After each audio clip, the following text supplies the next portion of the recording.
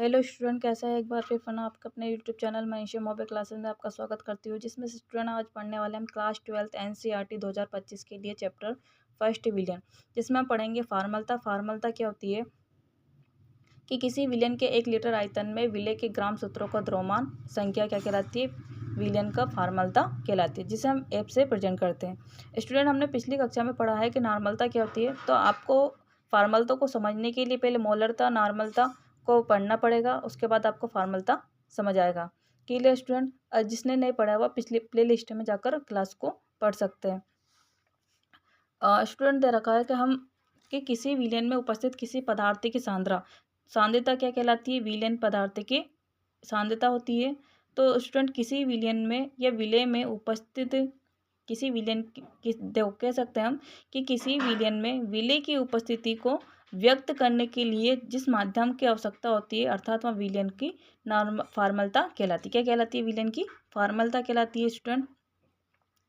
उसी प्रकार हम कह सकते हैं कि मोलरता क्या होती है, जैसे कि स्टूडेंट मैंने पिछली कक्षा में बताया आपका कि विलयन दे रखा है कि विलयन विलय और विलायक से बनकर बना होता है, जिसमें हम इसको डब्ल्यू बी बोल सकते हैं, क्या डब्ल्यू बी, और इसको क्या होता है डब्ल्यू ए, विलायक को डब्ल्यू ए और विलय को डब्ल्यू बी से प्रेजेंट करते हैं। स्टूडेंट, इसमें दे रखा है कि डायग्राम दे रखा है कि एक पात्र लिया, एक पात्र में मैंने कितना लिया, 1 लीटर विलियन लिया। क्या लिया, 1 लीटर विलियन लिया। इस विलियन में NaCl लिया, विलय पदार्थ क्या लिया मैंने, NaCl लिया, और इसमें जो जल दे रखा है वो क्या आपका विलायक है, ठीक है ना। जिसमें किसी भी कह सकते हैं कि किसी विलय में क्या है, किसी विलयन में, या फिर कह सकते हैं किसी विलयन की उपस्थिति में, किसी विलयन में उपस्थित विलय पदार्थ की उपस्थिति, जो विलय पदार्थ की उपस्थिति को व्यक्त करने के लिए क्या, जिसको व्यक्त करने के लिए करने का जो माध्यम अर्थात विलयन की फार्मलता कहलाती है। क्या कहलाती है, विलयन की फार्मलता कहलाती है। कह सकते हैं हम आसान भाषा में कि किसी विलयन में विलय पदार्थ की उपस्थिति को व्यक्त करने के लिए, विलय की सांद्रता को व्यक्त करने के लिए जो माध्यम होता है उसे क्या कहते हैं हम, फार्मलता कहते हैं, ठीक है। विलयन में जो सांद्रता, ये पदार्थ की जो सांद्रता उपस्थित होता है या जो पदार्थ होता है वही क्या कहलाती है, उसकी सांद्रता कहलाती है। क्या कहलाती है, किसी विलयन में उपस्थित पदार्थ की उसकी सांद्रता कहलाती है। क्लियर स्टूडेंट, तो इस टाइप से हम इसको समझ सकते हैं। तो हमने पहले पढ़ा था कि पिछली कक्षा में पढ़ा कि मोलरता क्या होती है, तो 1 लीटर आयतन में उपस्थित विलय के मोलों की संख्या मोलरता कहलाती है। उसी प्रकार नॉर्मलता क्या होती है, ग्राम तुल्यांक के भारों की संख्या क्या कहलाती है, आपकी नॉर्मलता कहलाती है। लेकिन फार्मलता क्या कहलाती है, ग्राम तुल्यांक फार्मलता क्या कहलाती है आपकी, ग्राम सूत्र द्रव्यमानों की संख्या। फार्मलता क्या होती है, ग्राम सूत्र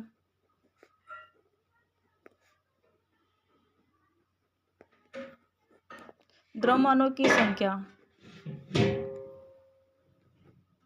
क्या कहलाती है, आपकी फार्मलता कहलाती है। स्टूडेंट, क्या कहलाती है, आपको 3 परिभाषा इसमें क्लियर हो गई कि मोलरता, नॉर्मलता, फार्मलता। मोलरता क्या होता है, 1 लीटर आयतन में उपस्थित विलय के मोलों की संख्या मोलरता कहलाती है। नॉर्मलता क्या कहलाती है कि ग्राम तुल्यांक की संख्या को क्या कहते हैं हम, नॉर्मलता कहते हैं। किसी विलयन के ग्राम तुल्यांक के भारों की संख्या क्या कहलाएगी, आपकी नॉर्मलता कहलाएगी। फार्मलता क्या है कि किसी विलयन में 1 लीटर आयतन में उपस्थित विलय के ग्राम सूत्र द्रव्यमानों की संख्या क्या कहलाएगी, आपकी फार्मलता कहलाएगी। क्लियर स्टूडेंट, हमने पहले पढ़ा है कि किसी विलयन में विलय पदार्थ की उपस्थिति को व्यक्त करने के लिए, अर्थात जिस माध्यम अर्थात विलयन में विलय की सांद्रता को व्यक्त करने के लिए जिस माध्यम को व्यक्त करते हैं उसी को हम बोलते हैं फार्मलता। क्लियर, ठीक है। इसके बाद देखते हैं हम किसकी परिभाषा को मैं बता देती हूँ आपको।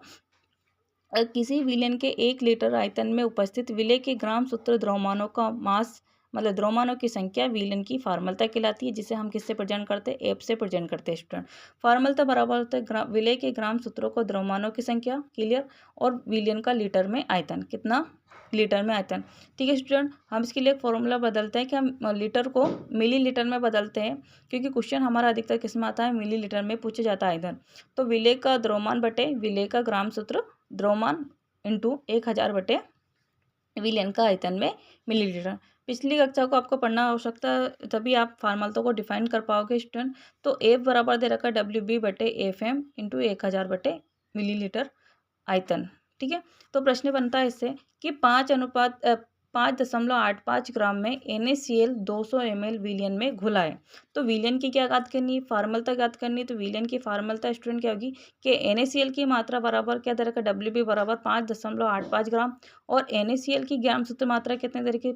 देखो स्टूडेंट, आपको अनुभार तो ज्ञात करना पड़ेगा, जो भी आपके तत्व रहते हैं उन सभी तत्वों को क्या ज्ञात करना पड़ेगा, आपको अनुभार ज्ञात करना होगा। तो हमें पता है कि सोडियम को ज्ञात कर लो आप, कि सोडियम का परमाणु क्रमांक कितना रहता है, 11, और परमाणु द्रव्यमान कितना होता है इसका, 23। इसी प्रकार क्लोरीन का परमाणु द्रव्यमान कितना होता है, 35.5 होता है। क्लियर। तो आपको सोडियम का परमाणु द्रव्यमान याद होगा 23, और क्लोरीन का याद होगा कितना, 35.5। अब इन दोनों को जोड़ेंगे तो क्या होगा, 58.5 ग्राम। ठीक है ना।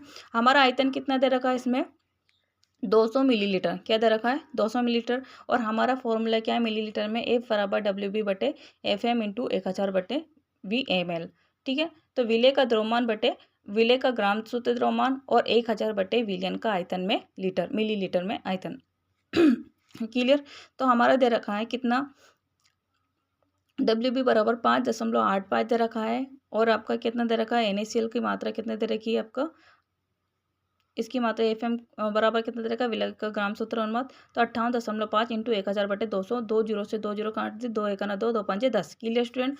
अब यहाँ पे मैंने लिखा है कि 5.85 बटे 58.5, तो मैंने एक दशमलव, इस दशमलव को हटाया तो यहाँ पे कितना होगा 10, और इस दशमलव को हटाया तो यहाँ पर बटे में कितना होगा 100। क्लियर। अब मैंने इसको एक जीरो से एक जीरो काटा, ठीक है, 1/10 बचा, और यहाँ पे दे रखा 5, 5 दूनी 5 एक आना 5, 5 दूनी 10, और इसको एक एक बार ये दोनों कट गए एक बार में, तो बचा कितना अपना 1/2, और 1/2 को मैं भाग दूंगी तो 0.5 आएगी।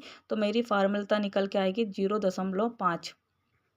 Clear student. तो इस टाइप से आप किसी भी फार्मूलता को, नॉर्मलता को, मोलरता को, औललता को डिफाइन कर सकते हैं। Clear student.